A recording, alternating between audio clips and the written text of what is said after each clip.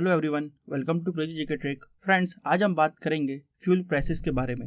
Recently India में चुनाव चल रहे थे, 5 प्रदेशों में चुनाव थे, इसलिए हम देखते हैं कि फ्यूल प्राइस नहीं बढ़ी। मगर फ्रेंड्स, यूक्रेन क्राइसिस की वजह से रशिया ने जो यूक्रेन पर अटैक किया, उसके बाद यूएसए ने और बाकी देशों ने मिलकर रशिया पर सैंक्शंस लगाए। फ्रेंड्स, रशिया वर्ल्ड का 3rd लार्जेस्ट प्रोड्यूसर है ऑयल का, इसलिए यहाँ पर एक बहुत बड़ा इम्पैक्ट देखने को मिलेगा हमको ऑयल प्राइजेस में। फ्रेंड्स, यहाँ पर हम ये भी देखते हैं कि क्रूड ऑयल की प्राइस $81.5 थी पर बैरल और अब वो लगभग $140 पर बैरल हो चुकी है। मतलब यानी कि लगभग 70 से 80% प्राइस राइज हुई है। और इस बीच हमने देखा इंडिया में फ्यूल प्राइसेस नहीं बढ़ी हैं, इसलिए यहाँ पर यह अंदाजा लगाया जा रहा है कि फ्यूल प्राइसेस बढ़ने वाली हैं। यहाँ पर हम देखते हैं अपोजिशन लीडर्स जैसे कि राहुल गांधी ने बोला कि गवर्नमेंट अब बहुत जल्दी फ्यूल प्राइस बढ़ाएगी, इसलिए आप अपना टैंक फुल करा लीजिए। यहाँ पर हमारी फाइनेंस मिनिस्टर ने भी चिंता जताई है इंटरनेशनल क्रूड ऑयल प्राइसेस की बढ़ने की वजह से। तो फ्रेंड्स, आज हम इस वीडियो में समझेंगे आखिरकार इंटरनेशनल मार्केट में ऑयल प्राइसेस कैसे डिटरमाइन होती हैं। उसके बाद हम देखेंगे इंडिया के मार्केट में ऑयल प्राइस कैसे डिटरमाइन होती हैं। फिर हम देखेंगे क्या इम्पैक्ट पड़ता है ऑयल प्राइसेस का। लास्ट में हम डिस्कस करेंगे वे फॉरवर्ड। आइए फ्रेंड्स, अब हम डिस्कस करते हैं इंटरनेशनल मार्केट में कैसे ऑयल प्राइसेस के दाम निर्धारित होते हैं। जैसे किसी भी प्रोडक्ट के दाम निर्धारित होते हैं, वैसे ही ऑयल के दाम भी डिमांड और सप्लाई के हिसाब से चलते हैं। फ्रेंड्स, यहाँ पर क्रूड ऑयल की सप्लाई और डिमांड की वजह से ही मार्केट में प्राइस फ्लक्चुएट होती है। मगर फ्रेंड्स, यहाँ पर हमको समझना पड़ेगा कि किसके पास ऑयल प्रोडक्शन है। जिसके पास प्रोडक्शन होगा वो सप्लाई कंट्रोल कर सकता है, और अगर वो सप्लाई कंट्रोल कर सकता है तो फिर वो प्राइस भी कंट्रोल कर सकता है। यहाँ पर अगर हम बात करें ऑयल रिजर्व्स की, किस कंट्री के पास कितना ऑयल रिजर्व है, तो यहाँ पर हम देखते हैं वेनेजुएला के पास 17.8% ऑयल रिजर्व है पूरे वर्ल्ड का। और उसके बाद हम देखते हैं सऊदी अरेबिया, कुवैत, यूएई, ये सब कंट्रीज के पास मेजर रिजर्व्स हैं ऑयल का। यहाँ पर हम देखते हैं रशिया के पास 6.2% ऑयल रिजर्व है और यूएसए के पास 4% ऑयल रिजर्व है। ये तो बात हुई ऑयल रिजर्व्स की। अगर हम बात करें प्रोडक्शन की, तो यहाँ पर हम देखते हैं सबसे ज़्यादा ऑयल प्रोड्यूस कर रहा है इस वक्त यूएसए। उसके बाद रशिया 2nd नंबर पे है और सऊदी अरेबिया 3rd नंबर पे है। तो फ्रेंड्स, ये बताता है कि रिजर्व के अकॉर्डिंग प्रोडक्शन नहीं है। यूएसए का सब 4% रिजर्व है, मगर प्रोडक्शन उसका सबसे ज़्यादा है। और रशिया का प्रोडक्शन भी यहाँ पर बहुत ज़्यादा है। इसलिए यहाँ पर ये अंदेशा लगाया जा रहा है कि जब रशिया पर सैंक्शन लगेगा तो रशिया से जो ऑयल प्रोड्यूस हो रहा है वो कोई खरीदेगा नहीं, तो इसलिए यहाँ पर सप्लाई कम होगा, डिमांड बढ़ेगी और उसकी वजह से प्राइजेस भी बढ़ेंगी। डिमांड और सप्लाई के अलावा भी एक और फैक्टर होता है जो प्राइस को इन्फ्लुएंस करता है, जिसको बोला जाता है स्पेक्यूलेशन। स्पेक्यूलेशन यानी यहाँ पर एक अंदाजा लगाया जाता है कि आने वाले इवेंट्स का क्या असर रहेगा, जिस वजह से लोग कई बार चीज़ें जल्दी खरीदना चालू कर देते हैं या फिर जल्दी से कुछ चीज़ें बेचना चालू कर देते हैं। तो यहाँ पर हम देखते हैं कि रशिया यूक्रेन क्राइसिस की वजह से वर्ल्ड में स्पेक्यूलेशन ये लगाई जा रही है कि ऑयल के प्राइस बढ़ेंगे, और इस स्पेक्यूलेशन की वजह से ही ऑयल प्राइसेस और ज़्यादा बढ़ रहे हैं। फ्रेंड्स, ये चीज़ हमको शेयर मार्केट में भी देखने को मिलती है, जहाँ पर स्पेक्यूलेशन की वजह से प्राइसेस ऊपर और नीचे होती हैं। ऑयल प्राइसेस में ये देखा गया है कि जियोपॉलिटिकल इवेंट्स और वेदर भी कई बार इम्पैक्ट डालता है प्राइसेस पर। जियोपॉलिटिकल इवेंट जैसे कि रशिया और यूक्रेन क्राइसिस, इसका इम्पैक्ट तो हम हाल ही में देख ही रहे हैं। इससे पहले भी हमने समय समय पर जब भी कोई मेजर क्राइसिस आई है वर्ल्ड में, ऑयल प्राइसेस के दाम ऊपर जाते हुए देखे हैं। इसका बेस्ट एग्जाम्पल हमने देखा था अरब वॉर में, जो 1970s में फाइट हुआ था between Israel and Arab countries, जहाँ पर लगभग 3 से 4 गुना दाम बढ़ गए थे क्रूड ऑयल के। यहाँ पर हमको देखने को मिलता है ओपेक ग्रुप यानी कि organisation of petroleum exporting countries, जो समय समय पर प्राइस को डिटरमाइन करता है अपनी सप्लाई को बढ़ा के या कम करके। Friends, OPEC group 13 oil producing countries का ग्रुप है और इसका हेडक्वार्टर है वियना में। इसके फाउंडिंग मेंबर्स थे Iran, Iraq, Kuwait, Saudi Arabia और वेनेजुएला, जहाँ पर 1960s में इसका फॉर्मेशन हुआ। और इस ग्रुप की इंपॉर्टेंस ये है कि ये लगभग 80% ऑफ क्रूड ऑयल रिजर्व को होल्ड करता है। फ्रेंड्स, ये ग्रुप इस तरह से काम करता है कि हर कंट्री को एक लिमिटेड कोटा दिया जाता है ऑयल प्रोडक्शन का, और उसी हिसाब से वो ऑयल प्रोड्यूस करते हैं। इस तरीके से ये सप्लाई को कंट्रोल करते हैं और उसी हिसाब से फिर प्राइस भी डिटरमाइन होती है। तो ये सब फैक्टर्स हैं जो डिटरमाइन करते हैं क्रूड ऑयल के प्राइसेस को इंटरनेशनल मार्केट में। आइए अब हम समझते हैं इंडियन मार्केट में किस तरीके से ऑयल प्राइसेस को डिटरमाइन किया जाता है। हम यहाँ पर देखते हैं कि इंडिया 84% अपना ऑयल इंपोर्ट करता है और लगभग 15 से 16% ही ऑयल वो डोमेस्टिकली प्रोड्यूस कर पाता है। इसलिए यहाँ पर हम देखते हैं इंडिया डिपेंडेंट है दूसरी कंट्रीज पर ऑयल इंपोर्ट के लिए। और अगर बात की जाए किन कंट्रीज से इंडिया ज़्यादातर इंपोर्ट करता है, तो यहाँ पर हम देखते हैं सबसे ज़्यादा इंपोर्ट हम करते हैं इराक से, फिर सऊदी अरेबिया से, फिर यूएई से, फिर नाइजीरिया, वेनेजुएला, कुवैत, इनसे भी हम कुछ मात्रा में इंपोर्ट करते हैं। और ये इंपोर्ट हमको महंगा इसलिए पड़ता है क्योंकि ये इंपोर्ट डॉलर्स के टर्म्स में होता है। हम क्रूड ऑयल खरीदते हैं डॉलर्स में, और जब हम डॉलर्स में खरीदते हैं क्रूड ऑयल तो हमारा फॉरेन रिजर्व्स अफेक्टेड होता है और हमारा करंट अकाउंट डेफिसिट भी बढ़ता है। इसको भी हम आगे डिस्कस करेंगे डिटेल में।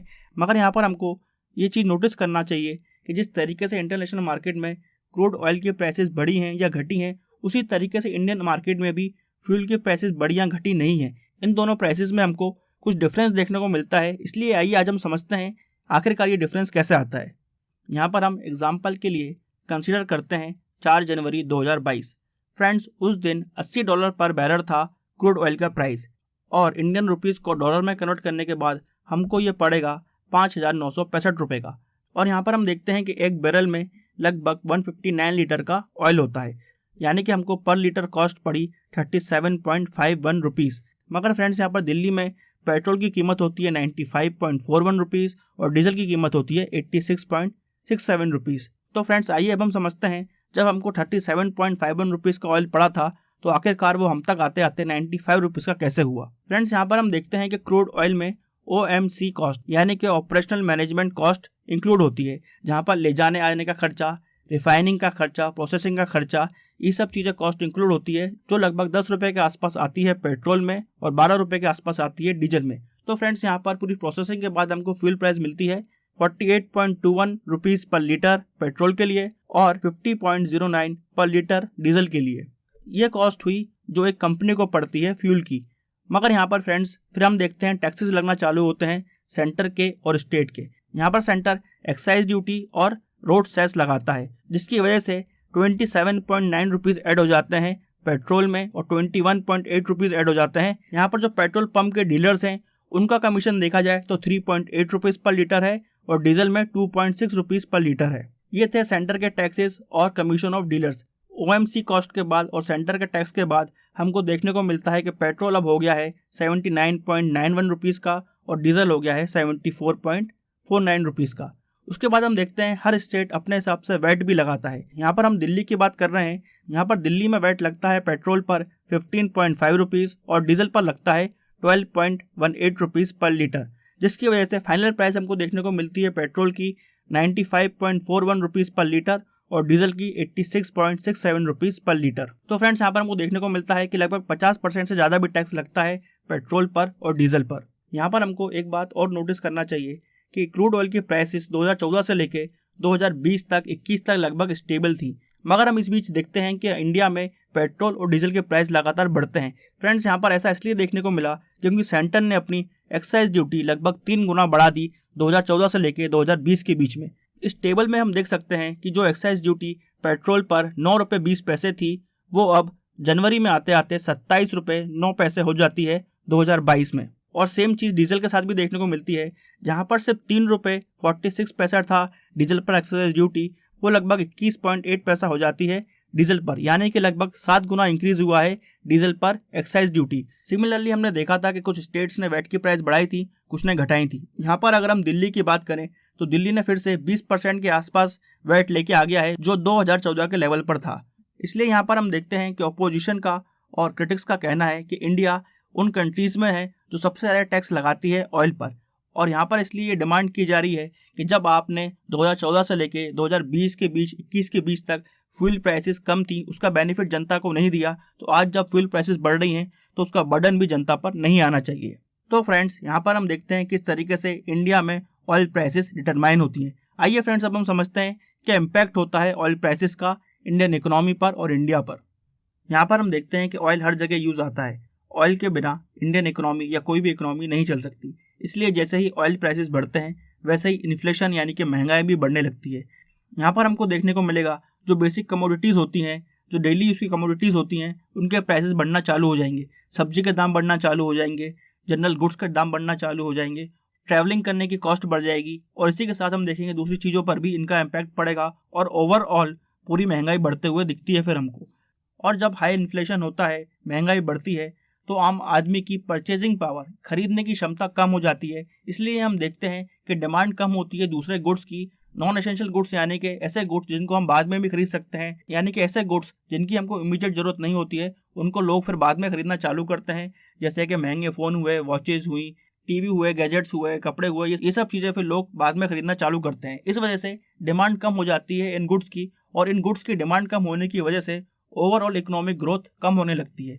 तो यहाँ पर हमको देखने को मिलता है एक साइकिल चालू होती है जहाँ पर महंगाई बढ़ती है, उसके बाद डिमांड कम होना चालू होती है नॉन एसेंशियल गुड्स की, और उसकी वजह से ओवरऑल इकोनॉमिक ग्रोथ भी कम होती है। और फ्रेंड्स यहाँ पर ये चीज़ कंपाउंड हो जाएगी और भी डबल हो जाएगी, क्योंकि यहाँ पर हमारी गवर्नमेंट का करंट अकाउंट डेफिसिट बढ़ेगा। फ्रेंड्स, करंट अकाउंट डेफिसिट का मतलब है, करंट अकाउंट डेफिसिट हम इस तरह से समझ सकते हैं कि जब कोई भी कंट्री कोई चीज़ इंपोर्ट करती है यानी कि खरीदती है, तब उसको वो गुड्स खरीदने के लिए पैसे देने पड़ते हैं, और वो पैसे दिए जाते हैं डॉलर्स के टर्म्स में। तो आपके कंट्री से बेसिकली पैसे जा रहे हैं। मगर जब आप कोई चीज़ एक्सपोर्ट करते हैं तो आप अपने कंट्री से गुड्स भेजते हैं और वहाँ से पैसे लेते हैं, तब आपके पास पैसा आता है। मगर फ्रेंड्स, इंडिया के केस में वैसे ही हम इंपोर्ट ज़्यादा करते हैं, एक्सपोर्ट कम करते हैं, और यहाँ पर हम देखते हैं कि इंडिया का रुपी भी गिर रहा है डॉलर के मुकाबले। तो अब हमको इंपोर्ट करने में और भी पैसे लगेंगे, और फ्यूल प्राइसेस वैसे ही बढ़ गई हैं तो और भी हमको डॉलर्स देने पड़ेंगे। तो इस वजह से हम देखेंगे कि इंडिया का जो इंपोर्ट बिल है वो बढ़ेगा और एक्सपोर्ट बिल कम होगा, और इस डिफरेंस को ही बोला जाता है करंट अकाउंट डेफिसिट। और यहाँ पर हमको ये बात नोट करनी चाहिए कि जब किसी भी कंट्री का करंट अकाउंट डेफिसिट बढ़ता है तो वहाँ पर गवर्नमेंट की इकोनॉमिक पोजीशन खराब होने लगती है, जिसकी वजह से गवर्नमेंट की स्पेंडिंग जो दूसरी जगह पर होनी चाहिए थी वो वहाँ पर खर्च नहीं कर पाती है। इसलिए यहाँ पर हम देखते हैं कि कुछ एक्सपर्ट्स का कहना है कि इंडिया में अनएम्प्लॉयमेंट और भी राइज करेगा, और साथ में उनका कहना है कि इंडिया में हमको स्टैगफ्लेशन यानी कि स्टैग्नेशन प्लस इन्फ्लेशन जैसी सिचुएशन देखने को मिल सकती है। फ्रेंड्स, स्टैगफ्लेशन ऐसी कंडीशन होती है इकोनॉमी की जहाँ पर हमको इन्फ्लेशन यानी कि प्राइस राइज होती हुई दिखती है, मगर डिमांड नहीं बढ़ रही होती है, और साथ साथ इकोनॉमिक ग्रोथ भी नहीं हो रही होती है, और ये कंडीशन बहुत ही डिफिकल्ट होती है किसी भी इकोनॉमी के लिए। तो फ्रेंड्स, यहाँ पर एक्सपर्ट्स का कहना है कि इंडिया धीरे धीरे स्टैगफ्लेशन की तरफ बढ़ता जाएगा अगर ये सिनेरियो कंटिन्यू करता है। तो हमको आने वाले समय में बहुत ही डिफिकल्ट सिचुएशन देखने को मिल सकती है इंडिया में। आइए फ्रेंड्स, अब हम डिस्कस करते हैं क्या वे फॉरवर्ड हो सकता है, क्या सोल्यूशन हो सकता है इस क्राइसिस से निकलने का। फ्रेंड्स, जैसा कि हमने डिस्कस करा था, ओपेक कंट्रीज जो वर्ल्ड का 80% रिजर्व होल्ड करती हैं और प्रोड्यूस करती हैं वर्ल्ड का लगभग 35 से 40% ऑयल, और साथ साथ यहाँ पर नॉन ओपेक कंट्रीज जो इस वक्त रशिया के अगेंस्ट हैं और जिसकी वजह से ऑयल प्राइसेस बढ़ रही हैं, इन कंट्रीज़ को यहाँ पर मिलकर ये डिसाइड करना चाहिए कि इनको ऑयल प्रोडक्शन बढ़ाना चाहिए, ताकि जो कमी हमको देखने को मिलेगी रशियन प्रोडक्शन के कम होने से वो हम यहाँ पर ऑफसेट कर सकें, और ये कंट्रीज़ अगर रशिया के बिना उतना ही सप्लाई दे पाएँ जितना वो रशिया के साथ मिलकर दे पा रही थी, तो यहाँ पर हमको सप्लाई क्राइसिस नहीं देखने को मिलेगी, और सप्लाई क्राइसिस नहीं आएगा तो डिमांड भी उतनी नहीं बढ़ेगी, और यहाँ पर प्राइस फिर स्टेबल होते हुए देखेंगे हमको। दूसरा तरीका यहाँ पर इंडिया के लिए हो सकता है कि इंडिया फिर से जो एक्साइज ड्यूटी इंडिया ने बढ़ाई है 2014 से लेकर 2020 तक, जो 3 गुना हो गई पेट्रोल पर और लगभग 7 गुना हो जाती है डीजल पर, उसको फिर से 2014 के लेवल तक लाया जा सकता है। क्योंकि फ्रेंड्स, यहाँ पर पेट्रोल एक ऐसी कमोडिटी है जो हर आदमी यूज़ करता है। ऐसा नहीं है पेट्रोल सिर्फ अमीर लोग यूज़ करते हैं, पेट्रोल गरीब भी अमीर भी सब मिलकर यूज़ करते हैं, और इसका इम्पैक्ट गरीबों पर ज़्यादा पड़ता है। इसलिए यहाँ पर अगर गवर्नमेंट टैक्स कम करेगी तो सबको फ़ायदा मिलेगा। यहाँ पर इंडिया अपने स्ट्रेटेजिक क्रूड ऑयल स्टोरेज को भी यूज़ कर सकती है अगर इंटरनेशनल मार्केट में सप्लाई की कमी होती है। इंडियन गवर्नमेंट के स्ट्रेटेजिक क्रूड ऑयल स्टोरेज हैं विशाखापट्टनम में, बेंगलुरु में, पुद्दूर में और चंदीकोल में। यहाँ पर इंडियन गवर्नमेंट पहले से ही ऑयल स्टोर करके रखती है, ताकि कभी भी जब कोई क्राइसिस आए तो 90 दिन तक हम इन स्टोर्स पर डिपेंड कर सकते हैं अपनी ऑयल की डिमांड को सेटिस्फाई करने के लिए। एक और रास्ता जो गवर्नमेंट अपना सकती है वो ये है कि गवर्नमेंट यहाँ पर ऑयल कंपनीज को सब्सिडी दे सकती है, जिससे आम आदमी पर ऑयल प्राइसेस का इम्पैक्ट ना पड़े और हमारी इकोनॉमिक ग्रोथ जो रिकवर हो रही थी कोविड टाइम से वो उसी स्पीड से आगे बढ़ती रहे। फ्रेंड्स, ये तो रहेंगे कुछ शॉर्ट टर्म मेजर्स जो यहाँ पर गवर्नमेंट ले सकती है, और अगर लॉन्ग टर्म मेजर्स की बात की जाए तो यहाँ पर हम देखते हैं कि इंडियन गवर्नमेंट ने पहले से ही इथेनॉल ब्लेंडिंग चालू की है पेट्रोल में और डीजल में। यहाँ पर हम देखते हैं कि 1 लीटर पेट्रोल में हम 10% इथेनॉल डालते हैं, जिस इथेनॉल की कीमत 60 रुपये पर लीटर होती है। यहाँ पर गवर्नमेंट का टारगेट भी है कि वो इथेनॉल ब्लेंडिंग को 20% तक ले जाना चाहता है, और अगर हम ऐसे स्टेप्स जल्द से जल्द उठाएंगे तो हमारी ऑयल प्राइसेस और डिक्रीज होंगी। साथ में यहाँ पर हम लॉन्ग टर्म में इलेक्ट्रिक व्हीकल्स को प्रमोट करना, उनकी क्वालिटी पर ध्यान देना, इलेक्ट्रिक चार्जिंग को लेकर पब्लिक स्पेसेस में सुविधाओं को बनाना, इन सब चीज़ों पर भी गवर्नमेंट ध्यान दे सकती है, जिससे हमारी डिपेंडेंसी पेट्रोल और डीजल पर कम हो। तो फ्रेंड्स, यहाँ पर हमने पूरा सिनेरियो डिस्कस करा है ऑयल प्राइसेस का, उसके इम्पैक्ट का। आई होप आपको ये वीडियो इन्फॉर्मेटिव लगा होगा। ऐसे ही वीडियो देखने के लिए इस वीडियो को लाइक करें, शेयर करें और हमारे चैनल को सब्सक्राइब करें। Till then, bye bye and take care.